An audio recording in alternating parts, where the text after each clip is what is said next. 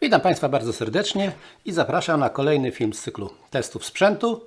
Tym razem, jak widać tutaj, przed nami latarka.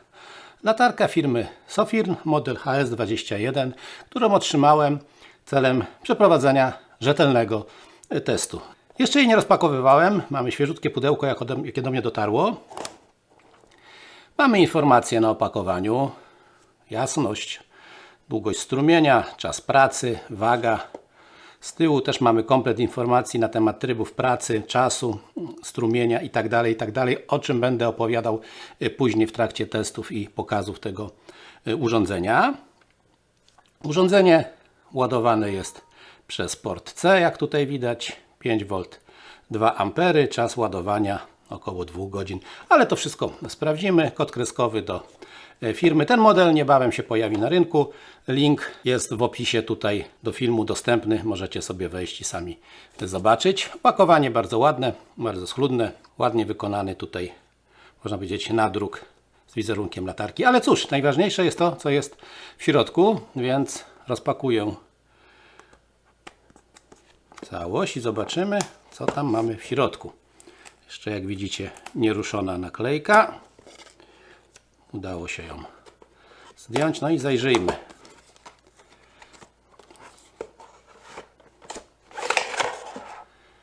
I po angielsku napis: make sure to remove the battery insulating paper disc before use, czyli żeby ściągnąć izolację z baterii przed użyciem, no bo inaczej ona się domyśli, że się nam nie zaświeci. Jest instrukcja, no widać, to się otworzyło z drugiej strony, do której zajrzymy za chwilę. W wielu językach, czy znajdziemy tutaj nasz język?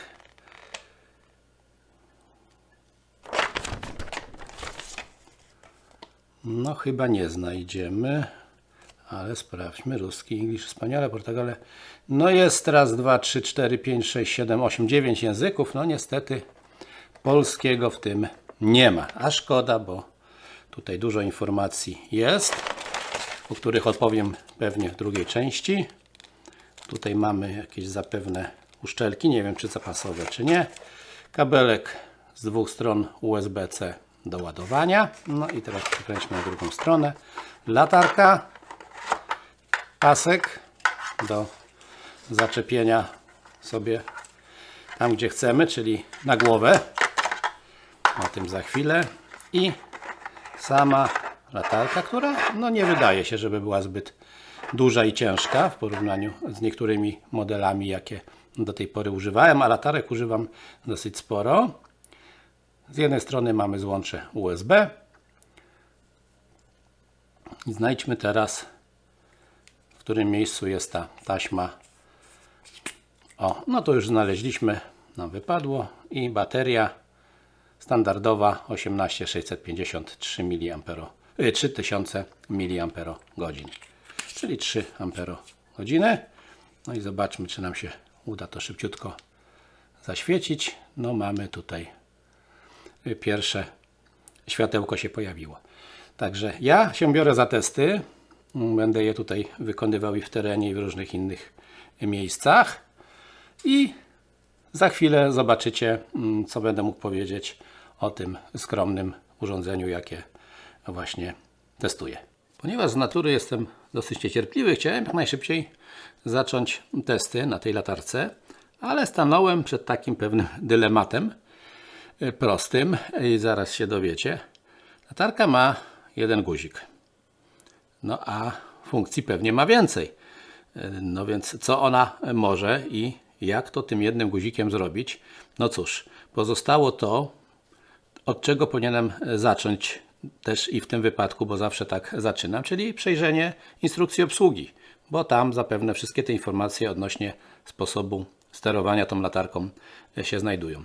Tak jak wcześniej powiedziałem, instrukcji nie ma języka polskiego i przejrzałem tą instrukcję. Nie będę tutaj w tej chwili Wam jej czytał i mówił wszystkiego, co w niej jest, natomiast te podstawowe rzeczy obsługowe.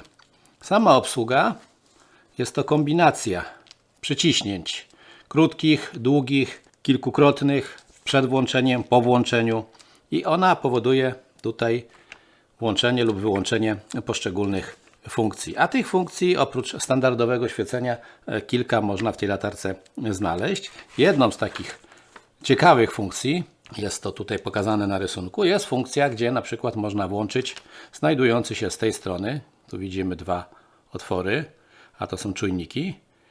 Włączenie tej funkcji powoduje, że mamy możliwość sterowania strumieniem świetlnym, czyli jasnością, poprzez machnięcie z tej strony ręką. Mając latarkę na głowie, ręce na przykład brudne, możemy sobie zmieniać jasność świecenia. Taka ciekawostka, o której bym na pewno tutaj nie wiedział i nie znalazłbym tej funkcjonalności, nie czytając instrukcji, zwłaszcza że trzeba to włączyć poprzez trzykrotne naciśnięcie przycisku w momencie, kiedy latarka pracuje. Tak jak to jest podane na tych tutaj obrazkowych schematach. Mamy oczywiście informacje o stanie baterii. Jest ona sygnalizowana kolorami. Zielony 60-100%, czerwony 20-60% i migający czerwony poniżej 20%. Także mamy tutaj informacje. No oczywiście to, co już udało się ustalić, czyli pierścień, który zmienia tryby świecenia. Tutaj mamy podane po kolei wszystkie funkcje, jakie włączać, wyłączać, czyli głównie jasność, jaśniej, ciemniej, pełna moc, mniejsza moc, zabezpieczenie. Także wszystko tu jest w instrukcji i każdy, kto taką latareczkę, czy jakikolwiek inny tego typu przedmiot będzie miał, warto się zapoznać, bo można ciekawe rzeczy tutaj zobaczyć. Także musiałem tą instrukcję przejrzeć, żeby poznać pełną funkcjonalność tej latarki. Obraz teraz mamy ciemniejszy, nie, nic się nie stało. Specjalnie ściemniłem tutaj kamerę, żeby umożliwić pokazanie Wam trybów świecenia tej latarki.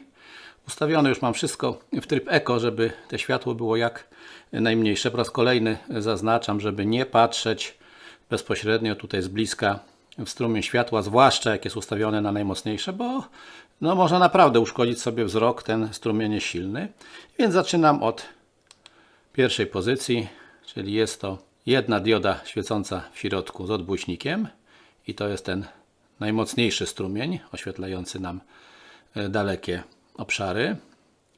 W drugiej pozycji mamy oświetlenie poprzez pierścieniowo umieszczone 6 diodek, czyli tutaj bliższe otoczenie w szerszym kącie nam rozświetla.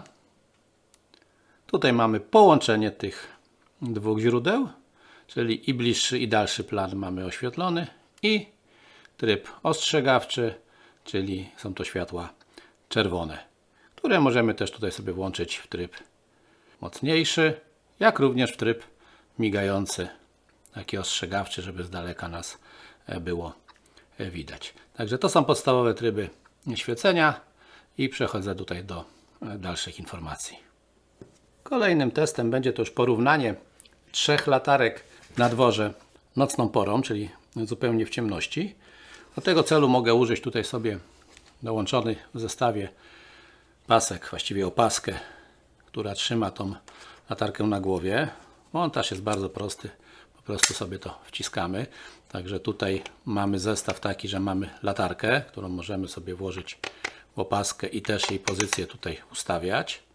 Ale możemy w każdej chwili to wyciągnąć i mamy latarkę, no nazwijmy to poręczną. Ona jest mała, więc tutaj bez problemu możemy jej używać, z jednym zastrzeżeniem, o którym przy podsumowaniu powiem. Sama jeszcze opaska, którą tutaj mamy, no ma dosyć duży zakres regulacji, ale myślę, przynajmniej ja, że troszkę zostało przesadzone, jeżeli chodzi o maksymalny rozmiar, a troszeczkę za mało jest, jeżeli chodzi o minimalny. Być może jest to założenie, żeby można było ją dać na przykład na kask, na czapkę, bo regulacja, jeżeli chodzi o ten maksymalny zakres tych pasków, no jest tutaj bardzo duża. Ja na swoją głowę, która no powiedzmy nie należy do najmniejszych rozmiarów, prawie tą opaskę muszę mieć skróconą do maksimum, więc przy jeszcze mniejszych głowach, a już nie mówimy tu o dzieciach ewentualnie, które też mogłyby taką latarkę używać, no może być problem, bo dosyć tutaj nadal to jest dosyć duży rozmiar. Także teraz przechodzę do pokazania Wam tego, co udało się zarejestrować nocną porą. No i teraz jesteśmy na dworzu, jest ciemnica, w oddali są drzewa, które będę oświetlał. zrobię porównanie, bo trudno tutaj mówić o teście. Odległość do drzew jest około 40 metrów. Porównanie 3 latarek, które później pokażę. Zaczynam od zwykłej, standardowej latarki, też na jedną baterię, dosyć mocną. Kiedyś była sprzedawana jako jedna z mocniejszych i uwaga, zaczynam na najmocniejszym oczywiście świetle. Widzicie drzewa w oddali. Wysokość strumienia na końcu jest około 4 metry. I takie mamy światło z pierwszej latarki. Teraz druga, to jest Monster, można powiedzieć. Latarka na 10 baterii R6, czyli bardzo potężna, bardzo wielka, z potężną diodą. Także tutaj, jeżeli chodzi o gabaryty, zasilanie i wszystkie inne rzeczy, no nie może się równać z tą latarką, którą testujemy. Ale zaraz zobaczycie, tak wygląda światło z tego Monstera. No i teraz włączam naszą latarkę testową. No widzicie, ona nie ma skupionego światła, bardziej jest rozproszone. Jest to tryb z jedną diodą, ze świeceniem na maksimum. No myślę, że jeżeli chodzi o porównanie z innymi latarkami, tutaj w tym trybie dużo większy teren jest oświetlony. I włączę teraz tą najmocniejszą latarkę, żeby bezpośrednio dwie porównać. No widzicie, ta jest mocniejsza, no ale jak zobaczycie za chwilę w porównaniu, co to jest, to się nie zdziwicie. Natomiast te maleństwo, które testujemy, bardzo ładnie nam tutaj teren oświetla. Zarówno w pobliżu, jak i dalej. Z tych pozostałych, co powiedziałem, ze skupionym światłem, oświetlenie mieliśmy dalej, natomiast przy samych nogach nie mieliśmy nic. Tutaj możemy spokojnie iść i widzimy też, co mamy pod nogami. Także to jest na plus tej latareczki malutkiej, którą testujemy. Przed chwilą widzieliście porównanie w nocy strumieni i oświetlenia terenu poprzez 3 latarki. Teraz widzicie te 3 latareczki. To była pierwsza, którą od lat używam. Też jest na jedną baterię 18650. Tutaj można zobaczyć. Aczkolwiek też była przewidziana na koszyczek z bateriami 3 razy AAA. I to była pierwsza latarka, którą tam widzieliście. Później był strumień z tego, co mówiłem, Monstrum. Jest to potężna latarka, która ma w konstrukcji zasilanie z baterii paluszków R6. Jak widzicie, jest ich tutaj 9. Podałem, że 10. Raz, 2, 3, jest 9. Także bardzo dużo. To w ogóle nie możemy porównywać. No i trzeci strumień, trzecie oświetlenie było z naszą latareczką, którą tutaj testujemy. No i chyba sami widzieliście, że te latarki mają możliwość kształtowania tego strumienia, czyli szeroki i wąski, jedna i druga. Ja starałem się ustawić obydwa na mniej więcej podobnym poziomie, jak ma ta, która ma ten strumień na stałe. Jednak oświetlenie terenu było dużo w większym zakresie niż z tych latarek. Te mogły oświetlać punktowo, mocno, albo dookoła, ale wtedy dużo słabiej. Ta dawała sobie radę zarówno na dalszym planie, rzeczy były ładnie oświetlone, jak również widzieliśmy wszystko, co mamy pod nogami, i to było tylko w trybie, gdzie świeciła się tylko ta jedna środkowa dioda. Możemy wtedy dodać też te diody pierścieniowe i to, co jest bliżej, będziemy mieli jeszcze bardziej rozświetlone. Także w tym teście wypadła, mogę powiedzieć, ta latarka bardzo dobrze, zważywszy na jej gabaryty. Sami widzicie, że w porównaniu z tym, co kiedyś myślałem małym modelem, jednak jest jeszcze mniejsza. No nie mówię już o tym Monstrum, bo i tutaj i waga, i rozmiar jest zupełnie inny. Także to bardzo na plus i tutaj duży kciuk w górę dla tej latarki. A teraz chciałbym przejść do kolejnej części, najdłuższej i jednocześnie moim zdaniem najważniejszej. Będę chciał Wam przedstawić tutaj wyniki pomiarów, obserwacji. Na końcu podsumowanie. Najwięcej informacji już będzie o tym sprzęcie z tych rzeczy, które tutaj przetestowałem. Pierwsza rzecz, waga. No zobaczymy, czy się zgadza z tym, co było podane. Wagę wyzerujemy i waga jest na tej wadze 134 gramy. Na opakowaniu i w instrukcji 133, no więc tutaj dokładnie nam to się zgadza. Niektórzy mogliby się zapytać o pozostałe rzeczy, czyli parametr jasności, czyli 2200 lumenów. Nie mam przyrządów pomiarowych, żeby to ocenić. Nie wiem, w jaki to sposób i w jakich warunkach było to mierzone, żeby uzyskać tą wartość, więc nawet jakbym miał sprzęt, trudno byłoby porównać. Strumień 230 metrów, też trudno określić, co to ma znaczyć. Na pewno i na 100 metrów drzewa i trawę mi oświetlało. Dalej też, ale w jakim zakresie, ja Wam pokazuję, jak to w praktyce wygląda. Czas pracy 425 godzin. Tutaj chodzi o ten tak powiem, najsłabszy tryb. Ja Wam powiem, ile jest w tym najmocniejszym. Zacznijmy od pierwszej rzeczy, czyli ładowanie. Ładowałem standardową ładowarką poprzez dołączony kabelek. Parametry się zgadzały. 5 V, maksymalny prąd ładowania osiągał 2 A. Tutaj z boku mamy diodkę, która nam sygnalizuje ładowanie i jego zakończenie. Ładowanie trwało mniej więcej, tak jak podane jest, 2 godziny. Pojemność, jaką wprowadziłem do akumulatora, to była 3300 mAh, czyli wszystko się zgadza, tak jak jest podane na akumulatorze. Tak go się naładowało, także nie jest to jakaś podróba, jak to często mamy z tym do czynienia, że akumulator ma dużo mniejszą pojemność niż jest zadeklarowana na jego obudowie. Jeśli chodzi o tryby świecenia i czasy, co dla mnie tutaj było istotne, nie sprawdzałem wszystkich trybów, ponieważ tutaj jest ich dużo i wymagałoby to kilkuset godzin pracy i sprawdzania i mierzenia. Nie chodziło tutaj naprawdę, ile w tym najmocniejszym trybie ta latarka będzie pracowała. I w tym najmocniejszym trybie 92 minuty chodziła, jest tutaj podane 90 minut. W innych trybach, bodajże tym 12,5 godzinnym, też tam wychodziło prawie 14 godzin. Także te parametry są zachowane i tutaj spokojnie te czasy latarka przy tym akumulatorze, który ma dołączony, spokojnie zapewnia. Dodatkowo, co tutaj nie pokażę na filmie, bo nie kręciłem tego w terenie, urządzenie jest, można powiedzieć, wodoodporne, można używać je w deszczu.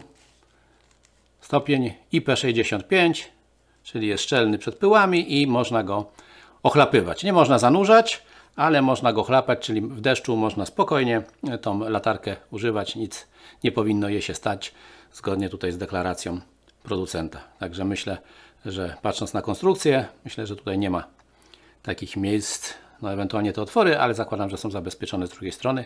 Jest przystosowana do pracy w deszczu. Teraz na ekranie widzicie zdjęcie. Jest to zdjęcie wykonane kamerą termowizyjną. I na tym zdjęciu widzicie, jak wygląda ta kamera w momencie pracy, jak się rozgrzeje. I widzicie maksymalną temperaturę. Latarka po ponad 10 minutach pracy w trybie najmocniejszym osiągnęła tutaj temperaturę 52 stopnie. Także jest to dosyć ciepłe, zwłaszcza jak to będziemy mieli na głowie. Pasek nas troszeczkę chroni, jednak ta temperatura jest. Nie można tym się, powiedzmy, poparzyć, bo nie jest to jeszcze temperatura, która by powodowała oparzenia, ale od razu zaznaczam, że ta latarka jest gorąca, jeżeli używamy ją w tym najmocniejszym trybie i świeci się to przez jakiś czas.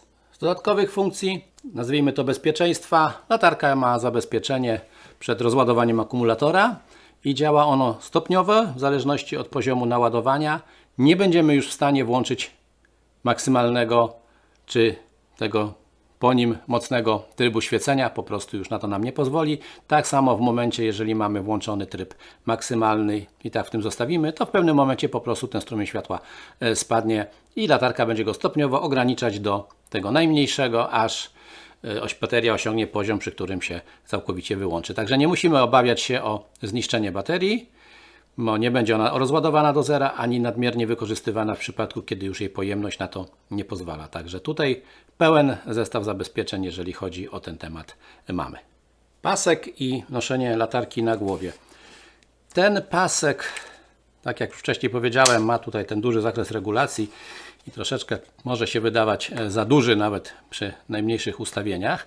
Natomiast biorąc pod uwagę tutaj niby niewielką masę latarki, jednak sposób jej rozłożenia i fakt, że tutaj mamy taki niewielki punkt styku z głową, mimo że mamy tą część, która trzyma to z góry, wydawałoby się, że ta latarka nam troszeczkę ciążyła, a jak szybko szedłem czy biegałem, to troszeczkę nawet się zsuwała. Trzeba bardzo mocno te paski naciągnąć, żeby stabilnie siedziała na głowie. Także przez to ten fragment tutaj, gdzie ona się nam opiera, troszeczkę dla mnie przynajmniej wydaje się mały. Używam latarek do tej pory, które mają dosyć większe te pole styku z głową i tak jakby pewnie się ta latarka trzymała. Tu troszeczkę się bałem, że w końcu mi się zsunie i spadnie, mimo że te paski trzymały mocno. To, co wcześniej pokazywałem odnośnie temperatury, jak widzicie, latarka na tym pasku jest odsunięta. Chroni nas jeszcze tutaj warstwa plastiku, ten pasek, więc na głowie nie odczujemy i nie poparzymy się w żaden sposób. Nie ma takiej możliwości, o to nie musimy się martwić, że coś nam się stanie, używając długo tej latarki założonej na głowę. I teraz już takich parę słów podsumowania moich wrażeń. Używałem troszeczkę czasu tą latarkę. Specjalnie nie mam tutaj co jej zarzucić. To oprócz tego, co wcześniej powiedziałem, czyli o tym pasku. Ja osobiście nie mogłem się przyzwyczaić do pewnych zasad sterowania. Może to jest przyzwyczajenie inne, zwłaszcza, że włączenie jest przyciśnięciem, a zmiana przyciśnięciem dłuższym. Jakoś jestem przyzwyczajony, że włączenie i wyłączenie to jest dłuższe przytrzymanie, a zmiana, żeby następowała szybciej, jest właśnie poprzez szybkie. No tutaj tak to zastosowali. Oczywiście to nie można rozpatrywać tego w kwestii wady czy zalety. Po prostu ja tak to odbieram, że nie mogłem się przyzwyczaić i zamiast zmienić strumień, kiedy nie korzystałem z tego czujnika tutaj, to po prostu latarkę wyłączałem. No więc to taka rzecz, która troszeczkę mnie tutaj wymagałaby przyzwyczajenia się. Zwłaszcza tak jak powiedziałem, większość tych rzeczy, które miałem, to działa tak, żeby włączyć, wyłączyć, jednak jest to dłuższe przyciśnięcie, a zmiana trybu to szybkie. Przedstawiłem Wam chyba wszystkie, a mam nadzieję, że jeżeli nie wszystkie, to większość funkcji, jakie ta latarka posiada. Macie faktyczne informacje o tym, jaki jest czas pracy, ładowanie, to, że się grzeje, jak się trzyma na głowie. Także te podstawowe informacje, mam nadzieję, które mogą wpłynąć na decyzję o zakupie, tutaj w tym moim krótkim filmie z prezentacją tej latarki macie zawarte. Ja ze swojej strony ten produkt mogę szczerze polecić.